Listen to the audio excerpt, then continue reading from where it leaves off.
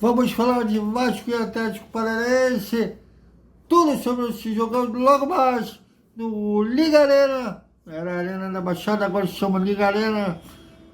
Que é importante para os dois lados. Vamos explicar por quê. Tudo isso desperta Vascaíno! Salve!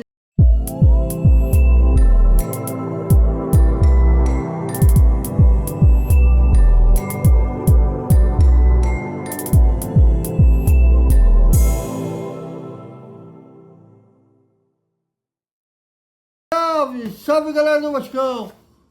Bom dia pra todo mundo! E é hoje a bola rola! E como rola lá na Liga Arena? Atlético Paranaense e Vasco, mais uma rodada pelo Brasileirão.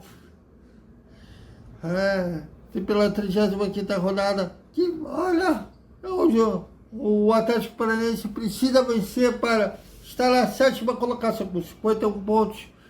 Eles precisam vencer para entrar na zona da Libertadores via G6. Já o Vasco, como a gente sabe, o Vasco precisa se manter fora da zona de rebaixamento. Está com 43 se vencer, né? Está com 41 pontos, se vencer vai a 44.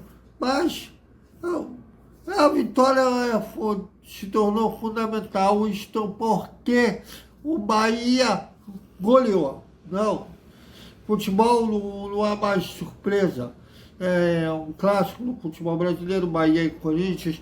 Bahia campeão de 88, Corinthians tetracampeão brasileiro. Então, qualquer resultado que fosse, não foi, seria surpresa em termos de quem vencesse. Mas o Bahia golear o Corinthians dentro do Itaquerão foi, deixa pra lá, sabe? Mas surpreendeu eles, o Corinthians tomar uma chinelada de 5-1 do Bahia dentro de casa. Não é à toa aqui, Vasco, Bahia, Cruzeiro, o Corinthians estão brigando para não cair. São tudo time de tradição que, não sei se isso pode, a forma que os times foram montados pode ser chamado de planejamento. Bom, seja como for, o Vasco terá que fazer seu papel, que é vencer um empate. Nem é tão ruim, mas se perder, vai ter que ficar rezando por tudo que é mais sagrado, dependendo da religião, da fé de cada um, ou que é agnóstico para o universo, que o Cruzeiro tropeça, porque se o Cruzeiro vencer seu jogo, o Vasco volta para a zona de rebaixamento. Bom, esperamos que o Vasco não precise de terceiros, que o Vasco possa ser o papel, mas o que deixa a coisa ainda mais complicada é que o Vasco não vence o Atlético Paranaense desde 2007. Com o jogo agora lá na Liga Arena, que na época se chamava Arena da Baixada, que o Vasco venceu por 4-2. Olha quanto tempo, tem que o Conca já aposentado, depois dali saiu para o Fluminense, virou ídolo do Fluminense, e ele fez um dos gols do Vasco. Bom, como eu falei, o Atlético Paranaense precisa vencer para, quem sabe, entrar para eles, né, se eles conquistarem os 3 pontos, irem para a zona da Libertadores. Então, é fundamental para os dois lados a vitória. Então a gente começa com o Atlético Paranaense, que é o dono da casa.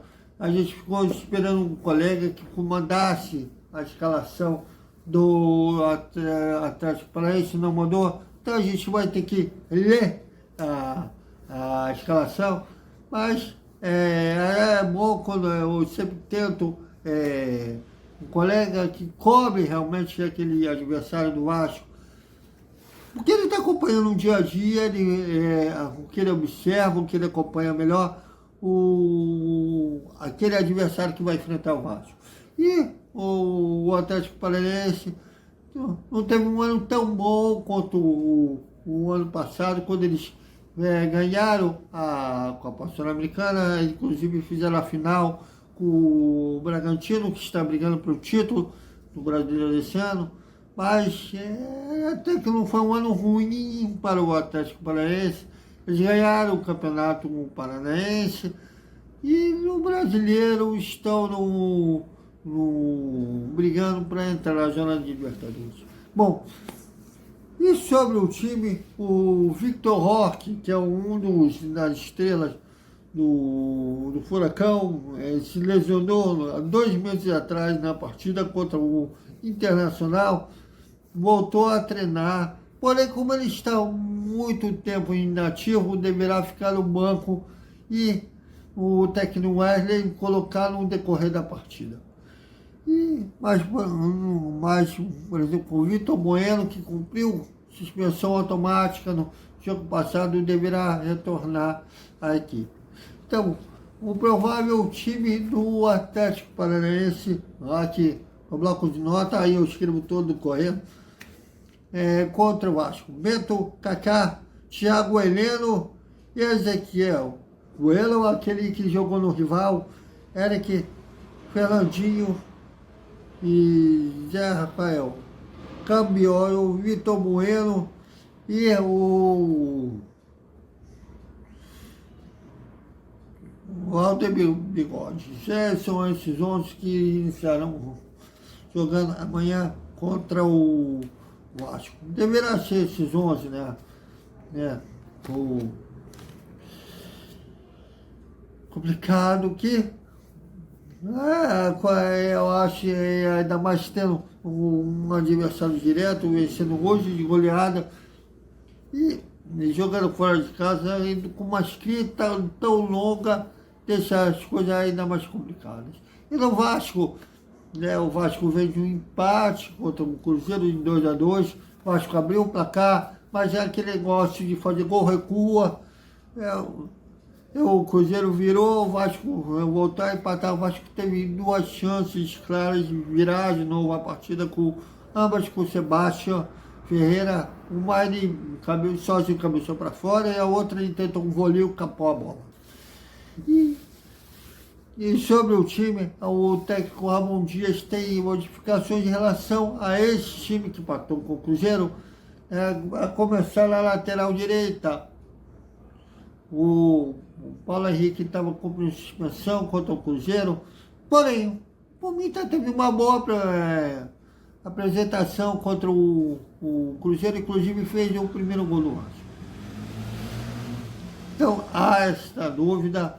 E no ataque, o Rossi, que teve a proeza, ele teve 2 proezas naquela partida, cometeu um pênalti infantil e ter sido expulso do banco de reservas, xingando, falando palavras de baixo calão para homenageando a mãe do árbitro.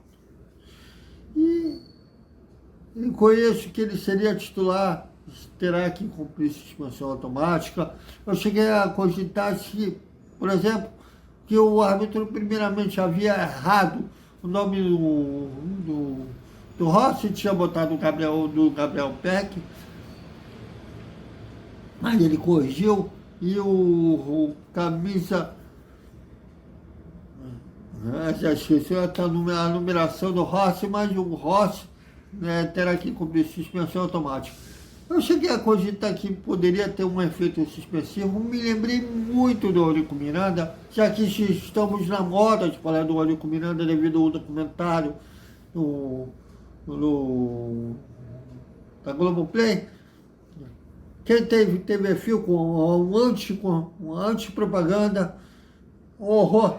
Agora é o YouTube também. Essa TV Filco. Não compre Filco se puder. E para o lugar do Rossi tem 3 opções. Tem o Marlon Gomes, que entrou justamente no lugar do Rossi lá na partida do Mineirão, que o Vasco evoluiu com a entrada do Rossi. Tem um Payet, que poderá, se bem que uma Payet mais meia do que ponta, mas tem essa opção. E tem a opção também do Alex Teixeira, né, que já que ele atuou algumas vezes, desde quando ele retornou ao Brasil, retornou ao Vasco, jogando como ponta. Então, tem essas opções para o técnico Ramon Dias colocar no lugar do Rossi. E no banco de reserva, o Jair, que foi condenado a 2 jogos de suspensão por conta da expulsão dele contra o Cuiabá. Ele já cumpriu uma, agora terá que cumprir a segunda contra o Atlético Paranaense, é um desfalque no banco de reserva. O provável time do Vasco contra o Atlético Paranaense, Deljaci, que fará o seu 17ª partida seguida, pendurado com 2 cartões amarelos. Pumita ou Paulo Henrique, Medel, Michael e Lucas Pinto. Zé Gabriel, Bruno Prachedes, Paulinho Paula, Gabriel Peck, Marlon Gomes ou Payet ou Alex Teixeira e Vigete. Deverão ser esses 11 que iniciarão jogando amanhã lá no Liga Arena.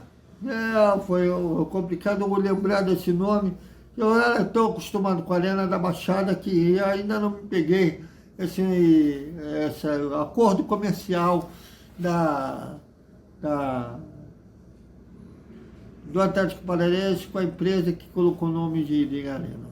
Bom, e aí daqui a pouco, se o Sérgio Januário também sair do papel, se o Pedrinho realmente fizer esse acordo com a Crevisa, vai ter alguma coisa nesse sentido que eles vão comprar a Crevisa, que é alugar o Grêmio Hall para se chamar São Januário Crevisa.